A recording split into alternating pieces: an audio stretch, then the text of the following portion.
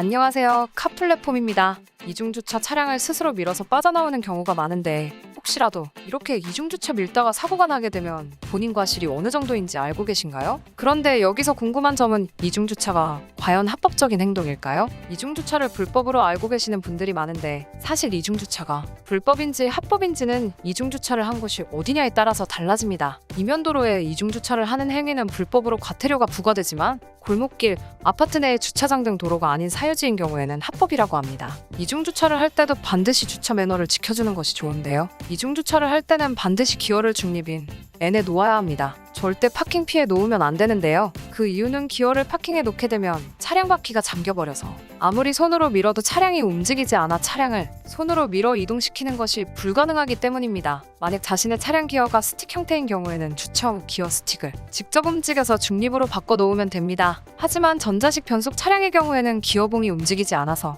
쉬프트락 릴리즈 버튼을 사용해서 기어를 강제로 바꿔줘야 합니다. 시동을 꼭 꺼준 후에 쉬프트락 버튼을 눌러주고 기어를 중립으로 바꿔주면 됩니다. 두 번째는 버튼 방식입니다. 차량 시동을 끄면 기어가 파킹으로 자동으로 변경되는데요. 이러한 차량의 경우에는 시동을 꺼주기 전에 브레이크를 꽉 밟아주면서 N 버튼을 눌러주면 중립으로 변경됩니다. 세 번째는 다이얼 방식으로 시동을 끌 때 브레이크를 밟아준 상태를 유지해주고 다이얼을 N으로 바꿔서 중립으로 설정해주면 됩니다. 이렇게 이중주차를 마쳤다고 해도 기본적으로 차량의 자신의 연락처를 알 수 있도록 해놓는 것이 좋습니다. 또한 이중주차를 할 때는 자신의 차량이 밀릴 수 있다는 사실을 생각하여 다른 차들과의 거리를 충분히 잡아주고 주차를 해줘야 합니다. 타이어 바퀴 방향에 따라서 차량이 움직이기 때문에 바퀴를 틀어서 주차를 해서는 안 되고 반드시 일자로 정명을 향하도록 만들어주고 차량 시동을 꺼야 합니다. 이중주차 밀다가 사고가 나버리면 차량을 민 사람의 과실은 어느 정도일까요? 이중주차를 이상하게 한 사람 잘못으로 밀고 가고 싶은 마음이 굴뚝 같겠지만 보편적으로는 이중주차 20%,